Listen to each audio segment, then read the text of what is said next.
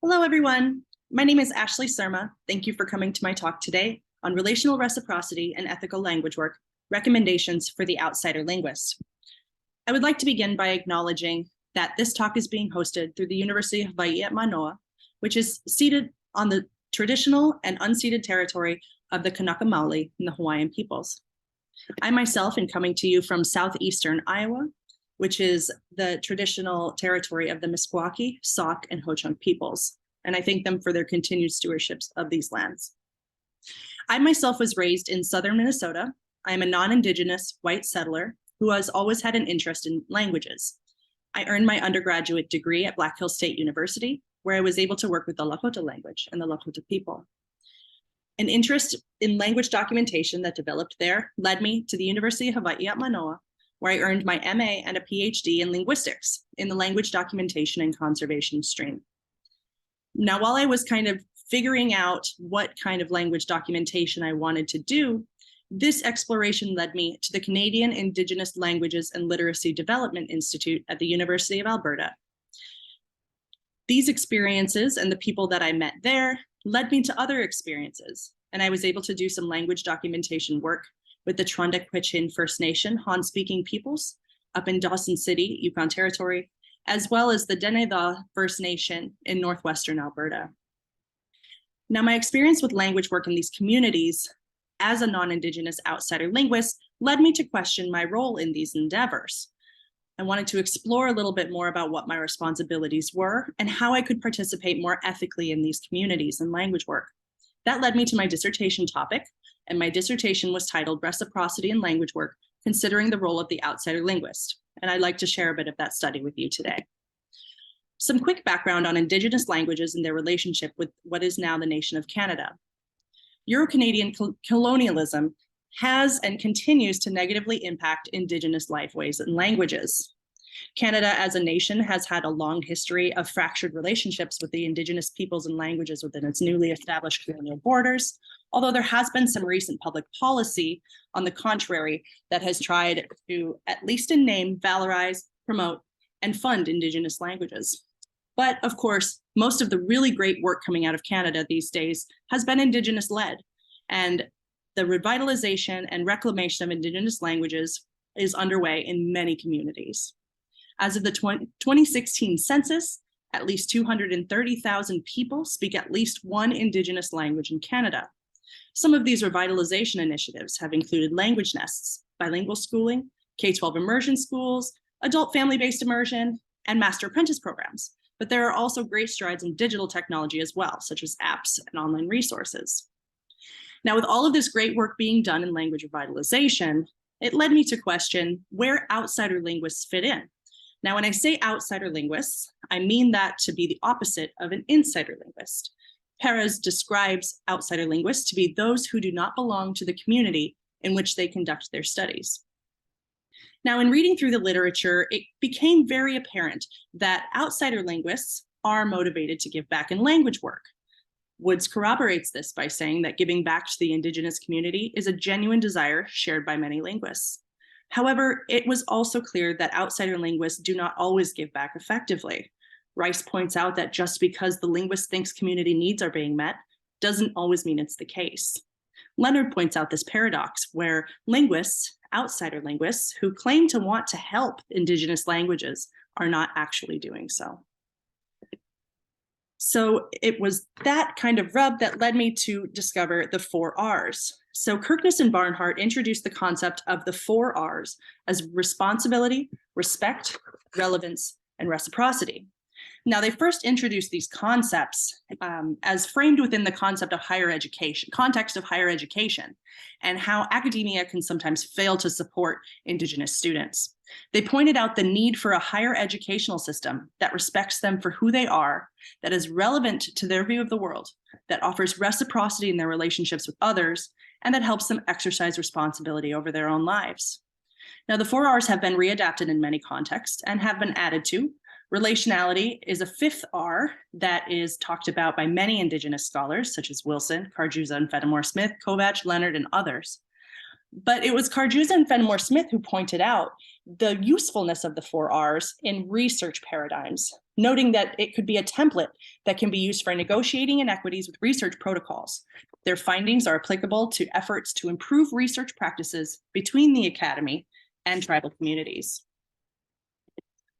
Some linguists have also suggested using the 4Rs as an ethical framework to guide language work, and this intrigued me. And so I wanted to look more closely at one of these 4Rs specifically, reciprocity. So, like any good scientist, at first I formulated a research question. How should outsider linguists conceptualize and practice reciprocity in language work with and within Indigenous communities in Canada? Now, as the work unfolded, it became clear that a research question wasn't going to be enough. So instead, I developed objectives, and I had 4 of them. The first was to develop recommendations that will aid outsider linguists in practicing reciprocal language work within Indigenous communities in Canada. The second was to improve the conduct of outsider linguists who partner with Indigenous communities in Canada. The third, and which is most relational to this talk, is to advocate for relational reciprocity as an approach to language work. And fourth, to stimulate discussion that can contribute to and improve reciprocal practices within the discipline of linguistics. And you're all helping me do this today. Thank you. So a little bit about the research itself. It was a qualitative study that spanned from 2019 to 2022. It changed a little bit in there due to the COVID-19 pandemic when everything was shifted to taking place online rather than in person. I conducted 8 semi-structured interviews with Indigenous and non-Indigenous language workers in Canada. I was guided by an Indigenous methodology, which, if I had to sum it up, it would be this quote from Ricks et al. It's a methodology that respects and honors Indigenous ways of knowing, being, and doing through using methods that are informed by, resonate with, and are driven and supported by Indigenous peoples. Most salient in this study were the 3 aspects of relationality, reflexivity, and accountability throughout the research process, from recruiting participants to conducting the research itself, to having my analyses and my chapters and everything that came out of this double-checked by the people who contributed. Like I said, I conducted 8 interviews. There were 8 people who participated, 4 Indigenous and 4 non-Indigenous, and I would like to thank them today. Ryan DeCare, Nathan Brinklow, David, Kay, both of which are pseudonyms, Eva Tchaikovsky-Higgins, Karen Rice, James, which is a pseudonym, and Aidan Pine. Now, the criteria for participating in this work was an experience with language work with Indigenous communities in Canada, broadly construed. Also, people needed to be reachable over digital channels, including Zoom, as a good chunk of these interviews took place online. And finally, I recruited most of these people from my own personal networks, including those from people that my dissertation committee knew. And I also asked people that I talked to in the interviews if they knew other people that I should be talking to as well about reciprocity. So a web of relationality bloomed throughout the recruitment process, and it was really nice to see. Now, one of the most salient outcomes from this study was the focus on relational reciprocity. And the emphasis on relationality was very prominent throughout all of the interviews. The irony of this study, in which I had isolated reciprocity from the other 4Rs in order to consider it more closely, is that reciprocity is something that cannot be practiced in isolation. Reciprocity is relational, and it's relational in 2 ways. First and foremost, in relationships with other people. It became clear from the participants, and you'll see in a minute, that relationships are the foundation of reciprocity in language work. But also, it was apparent that reciprocity needed to be considered in relation to other concepts as well, including the other 4Rs: relationships, responsibility, and respect. Now, those of you familiar would know that relevance is another R. I'm, for the sake of time, not going to talk about relevance today. If you'd like, you can read my dissertation, but I'm going to go through all 3 of these. I'm going to review each of these terms by sharing some insights from contributors in their own words, and then providing some recommendations that outsider linguists can take to improve their work using relational reciprocity. So first, as I said, relationships are the foundation of reciprocity. And Nathan pointed this out to me as isolating reciprocity as being kind of a weird thing to approach from the beginning. He said, I know that reciprocity is the word, and all the R's, we keep adding more R's to it. And I think the foundation for me is relationship more than reciprocity. Only insofar as if you have a positive relationship with people, then reciprocity in that sense just kind of falls away. He also pointed out that thinking from a Mohawk perspective, reciprocity would be the idea of balance, that each party to the relationship is coming with their own stuff, which kind of builds together into something new, where one person isn't the lead, one person on the lead, one person on the subject. You get away from that. No, they're actually just friends or colleagues who are working on this, whatever needs to be done together. They're all putting into it. They're all getting out of it. It's mutually beneficial, satisfying, and a relationship that everybody wants to preserve. Mutuality was something that Ryan also pointed out, and he also acknowledged that relationships in language work are kind of like any other relationship. He said reciprocity doesn't necessarily mean you're giving the same things back and forth of equal value, however you define those things to be valuable, but an understanding that, in a way, you're mutually interdependent, and your work, your success in your work, relies on each other's commitment to one another. And as soon as somebody drops out of that, the other person kind of falls. So that's how I see it happening. And what tends to happen, at least in relationships between linguists and Indigenous people or communities, it often seems to be quite one-sided, but not always. So some recommendations that came out of these contributions in terms of how reciprocity was tied to relationship. The first is to know yourself as an outsider linguist. Ask yourself, do you have the right personality to participate in this kind of work? And then Aidan reminds us, what skills do you bring to the table? What do you have to offer? Second, to learn about community before beginning the work. Ryan recommends to learn to speak the language, use it whenever possible. Karen says to identify those already working on the language and try to build a relationship. Kay urges us to consider relationships in a wider sense, including those who legislate in public positions of power, universities, those outside the community, those who don't know the language already. Take a broader sense of community to identify your relationships. And then finally, to contribute to community. Nathan and Ryan point out that one should avoid long distance relationships by starting close to home. They acknowledge that linguistics as a discipline isn't always great about this, but that volunteering in the community, assisting in managing language materials, and training language stakeholders is more easily accomplished if you're staying local and close to home. Next is the relationship between reciprocity and responsibility. Ryan pointed out that the goal oftentimes of the researcher is not to help with the language, it's to get their dissertation done or to get tenure by publishing as fast as possible. And usually giving back by providing a copy of the research or in whatever format it comes in is just a way out from actually doing meaningful work within the community, in my opinion, most of the time. And then often those things are intellectually inaccessible to the community. I always think it's so technical that nobody's ever going to use it. They haven't been trained how to use it or read it, or how it actually fits in with what is important to the community. So it's nice that they give back and they show what they did. Is it reciprocal? No, because likely in that case, the community didn't want that research to be done in the first place, or had no interest in it being done, and doesn't understand how it's important to their goals, to the community, or to the community organization. Now, this concept of giving back and the responsibility that linguists feel to give back to the community was a topic that came up during interviews in this way, but also Nathan pointed out that giving back can have two connotations. It can be giving back, as Ryan said, giving back your materials at the end, towards the end of your research process, or it can be emotional or altruistic. So Nathan says, it should never have gone anywhere, the work that you did together. It was always available, this thing that you did. Giving back implies singular action or singular ownership, that I am the one who's doing this as opposed to we are the ones doing this. You can't give a resource back to the community for ownership because, well, my name is on this too. It's something that we did together. This is the result of our labor, our time together. I think in that way of understanding, if you're like, oh, I'm giving back to the community's given me so much and I'm giving back to them, that's great. Give back of your labor, give back of your thinking. Now, with this connection between reciprocity and responsibility in mind, I have recommendations that fall into 3 categories. First, to familiarize yourself with language and culture and what those mean to each other.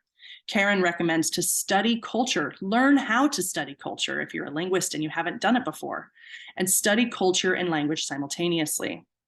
Second, to learn the community history and learn how you fit into it. Oftentimes, linguists, especially in Canada and North America in general, are already entering into an established relationship where that community will have a relationship with linguistics or with anthropology. And you're stepping into it already, and you need to know where you fit into that story. Next, to share your resources, your knowledge, your skills, and time. James, Karen, and Eva pointed out that researchers, outsider linguists, have a responsibility to pay research partners appropriately for their expertise. Language consultants and Indigenous partners are experts and should be paid as such. Ryan and Nathan, again, recommend to volunteer your skills and your labor, and to encourage others to do the same, whether it's other outsider linguists that you are colleagues with, or your classes and the students in your classes. Be creative. How can you craft your coursework, your assignments, to give back to the Indigenous communities where your university is situated? And finally, to honor the sovereignty of Indigenous peoples. We as outsider linguists have a responsibility to know what this means and know how we can contribute to Indigenous sovereignty when it comes to language. Ryan recommends to keep the work and the money local. He and Nathan pointed out that one should respect Indigenous ownership throughout the process, including housing language materials and the products of research in the community so that they're accessible throughout the entire research process. And lastly, I want to explore the relationship between reciprocity and respect. Eva pointed out that language is a gift, especially for outsider linguists. She said, the act of working collaboratively is a gift, and the knowledge that is being shared is a gift. So we often talk about, in the Euro-American tradition, about the data that we gather, the data that we record. I'm finding it increasingly difficult to talk about language work as producing data. I think of it more as language work as a recording of knowledge. It's a gift to somebody who's not from the community. It's a gift that is being shared. That's something that's being given to someone like me as an outsider linguist who is working with the community. So that's the first part of reciprocity, is being given something through that work. Ryan pointed out that sometimes outsider linguists can have a tendency to not really respect that gift in the way that it comes in building that relationship. He pointed out, I know this from firsthand experience, speaking with first language speakers who are interviewed by linguists. They're told that there's going to be some kind of reciprocal relationship in a very vague way. The linguist comes in, does 1 or 2, maybe 3 interviews, and they absolutely never see them again. And they were expecting some kind of relationship. This still happens. He goes on to say that Indigenous people, they already have the historical baggage from anthropology and linguists who have come into the community. They get their data, they piece out, they get their tenure, and they get a new faculty position somewhere else, and you never have to see them again. Meanwhile, they've taken what I'd argue in many cases is intellectual property and just given a little thank you at the bottom of it with little consideration for other things. To close out reciprocity and respect, I want to ask you these questions that Nathan asked during the process when he talked about the respect that happens between outsider linguists and Indigenous communities. He asked, how do you value the relationship? Where are the community side partners on your publication record? How high up do they rank in the order of people who are on the list of authors? Do they get invited to come to your presentation? Did you find money in the budget to pay to fly them to Hawaii when you present at ICLDC? How do you talk about the community side of your partnership? How do you reference those people? Do you call them by name? Are they your partners, your friends, your colleagues? So finally, some recommendations to make sure that outsider linguists are acting in a way that is respectful and reciprocity. First, to act respectfully in your work and throughout the process. Nathan, Ryan, and Aiden remind the outsider linguists to be honest and upfront, not only about your intentions, but about your capabilities, to not make promises that you're not sure or you know that you can't fulfill. Next, Eva and James say to listen and to be humble and to be able to take direction. And finally, to honor the contributions of Indigenous partners. Make sure you enlist Indigenous partners as co-researchers, not just as consultants. Nathan also says to acknowledge contributions and contributors appropriately. Aidan reminds us to check in regularly with collaborators for advice and direction throughout the project. And finally, Eva and James reminded us to be open to feedback and correction, and to remember that we have a lot to learn. So I'd like to close by emphasizing that relational reciprocity can help outsider linguists incorporate ethical practices into their work. Relationships are the foundation of reciprocity in language work.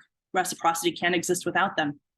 Also, that reciprocity must be considered in a relational framework with other people and with other concepts.